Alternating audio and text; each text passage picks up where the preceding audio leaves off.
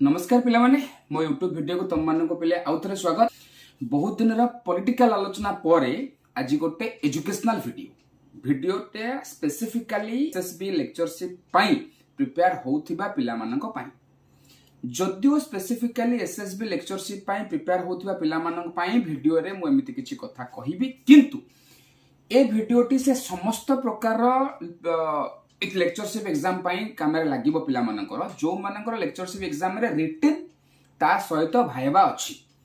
तेणुक retain आ viva थिबा समस्त प्रकार लेक्चरशिप एग्जाम किंबा कॉम्पिटिटिव एग्जाम ए वीडियोटी यूजफुल हबो। एसएसबी लेक्चरशिप प्रिपरेशन आमे बेसिक्स बा फंडामेंटल जिनिस बुझुने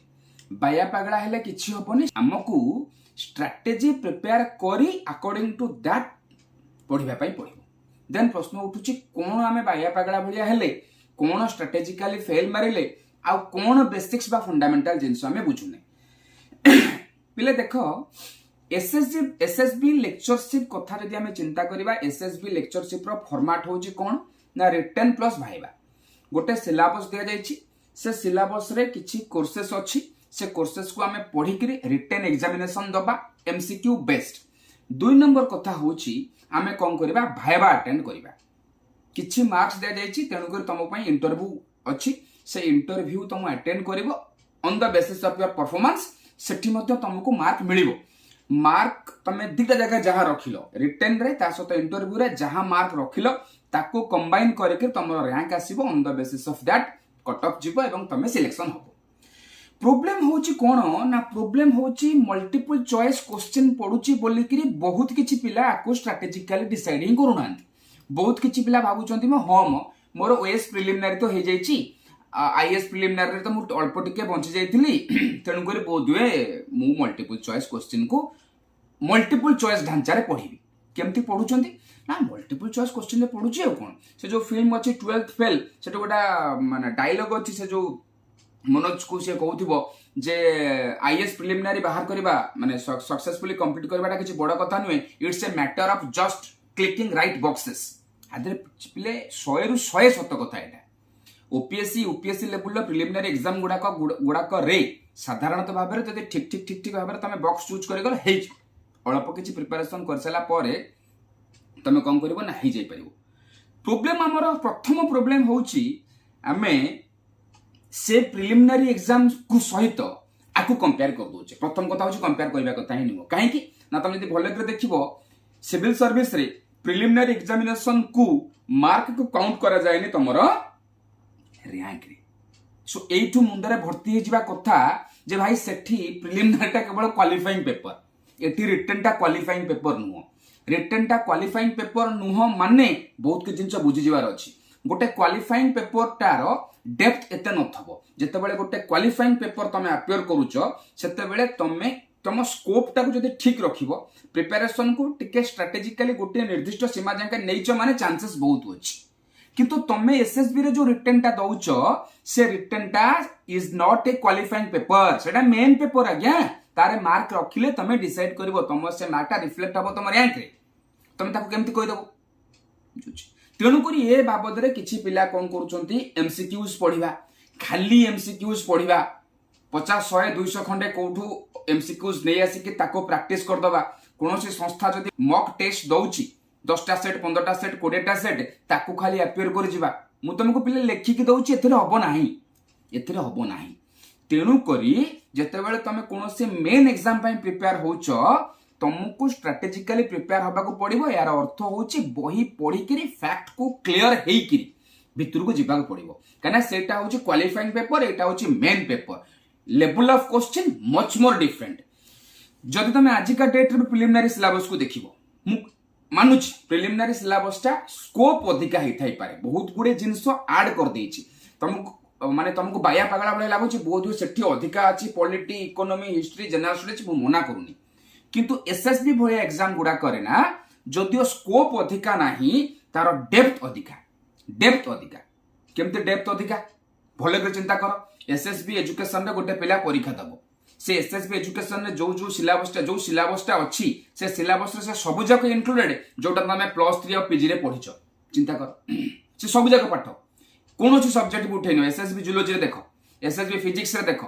जो सिलेबस डेभलप करा जायछि से तम +3 और पीजी रो सिलेबस रो टोटल मिक्सअप करके करा जायछि तेणुक तुम ताको सही डेप्थ रे न पढ़ले प्रोब्लेम होबा सुनिश्चित प्रोब्लेम कौन हम ना क्वेश्चन सॉल्यूशन कर परिबनी गला सिविल सर्विस प्रिलिमिनरी एग्जामिनेशन गुडा को होची कौन ना गोटे ग्रेजुएशन लेवल एग्जाम बा तोटू तळ लेवल एग्जाम मध्ये किछि किछि जगह रे आसुची किंतु एसएसबी लेक्चरशिप टा ग्रेजुएशन लेवल एग्जामिनेशन ही नुह एसएसबी लेक्चरशिप टा होची पोस्ट ग्रेजुएशन लेवल एग्जामिनेशन एठी सेही पिला अलाउड जो माने पोस्ट ग्रेजुएशन कंप्लीट करथिबे जदि ग्रेजुएशन लेवल एग्जाम सहित तमे पोस्ट ग्रेजुएशन लेवल एग्जाम को तुलना करिवो हेला प्रॉब्लम एटी स्ट्रेटजी भूल एटा पोस्ट ग्रेजुएशन लेवल एग्जाम तेणु कर डिफिकल्टी लेवल से अनुसार रहइबो बुझुची गला तापर आ गोटे गुरुत्वपूर्ण जिनिस होची हम जते बेले किछि जनरल टेक्स्ट बुक बा बही न पढ़ी करी प्रिपरेशन को जाउचे आ द्वारा हमर मे भी गोटे फायदा होची सपोज टेक फॉर एग्जांपल गोटे पिला कोनोसी ऑब्जेक्टिव बही पढ़िची ऑब्जेक्टिव क्वेश्चंस 5000 10000 खंडे क्लियर कर देची क्लियर कर दे करी कोनोसी परिस्थिति रे भी हो बा किछ ना किछ हो ताको भगवान भरोसा हे गेला से कोन केमति करके रिटर्न टा क्लियर करिगला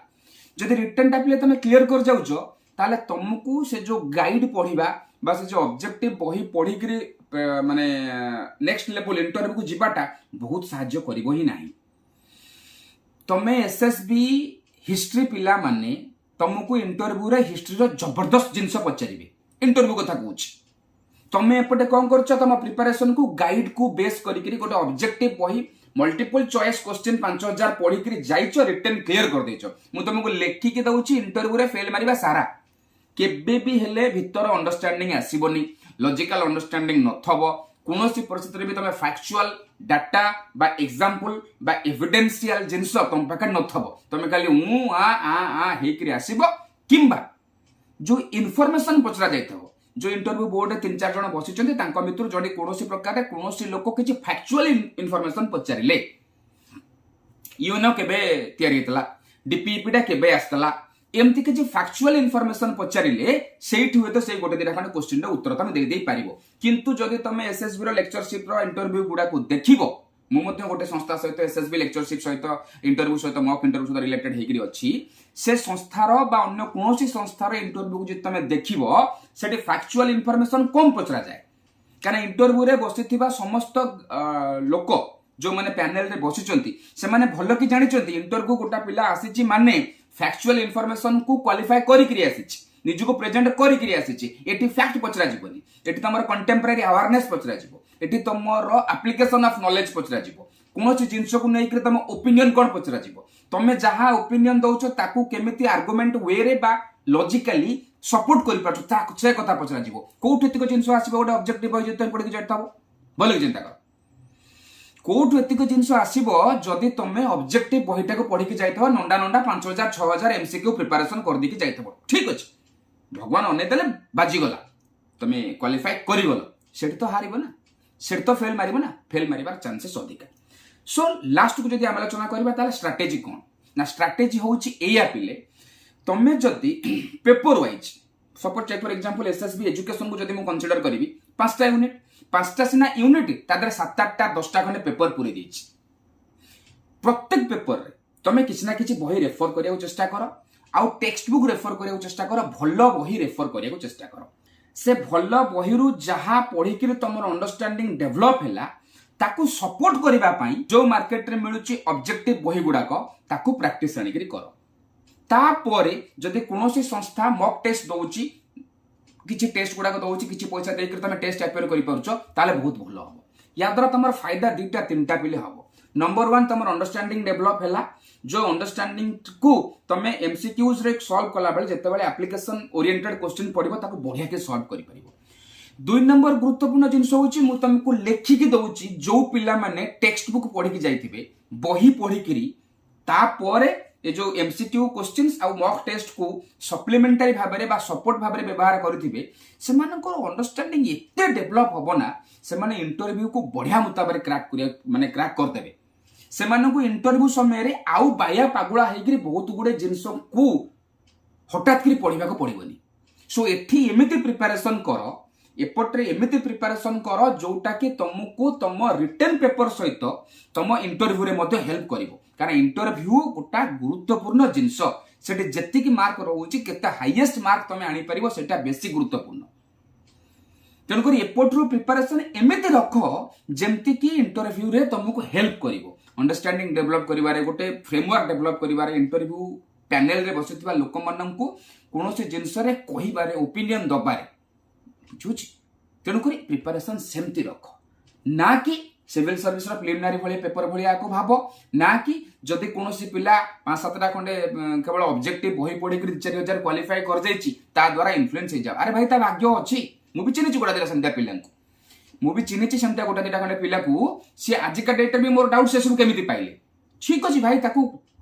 किस्मत अनैछि भाग्य अनैछि से पाई गला कोन चांसेस है तुम पाइबो बोली कि आ सबुठु बड़ फायदा जदि तुम माने ए भली स्ट्रेटजी रे एमती जीवो जोटा होछि तमे लेक्चरशिप करि सारला परे मु तुमको लेखि कि दउछि करि सारला परे तमे जो 30 वर्ष चाकरी करिवो से 30 वर्ष भितरे तुमको तुम पिला गोटे मेहनती लोक भल पढ़ांती बोलिकी कहीकि माने पिला कॉलेज छाड़ी जिबे तमे केबे ठक मास्टर बा ठक लोकर परिचय नहीं 30 वर्ष पिले बंची पारिबनी जदि एपटू पढ़ा स्टार्ट कर निश्चित भाव में एग्जाम सहित इंटरव्यू सहित तुम डे टू डे लाइफ तुम प्रत्येक दिन क्लास नब ना से हेल्प कर तेणुक पिले बाया पागला न होकर प्रॉपर स्ट्रेटेजी रे पढ़ एमती पढ़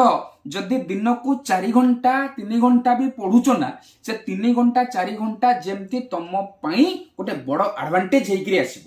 एमती पढ़नी 8 घंटा जोटा कि किसी काम ही लगे ना बा जदि काम लगे एथरे काम लगला सेपटे काम लगे ना so wishing you all the best SSB lectureship एबे भी नोटिफिकेशन अच्छी ओपीएससी पीजीटी नोटिफिकेशन अच्छी तुम मानू आगामी दिन बहुत बहुत बेस्ट विशेष रहा बढ़िया करी पढ़ निज कैपेसिटी बिल्डअप कर स्ट्राटेजिकली पढ़ाई चेष्टा कर ओके देखा हम पुणी नेक्स्ट वीडियो रे सेतबेले पर्यंत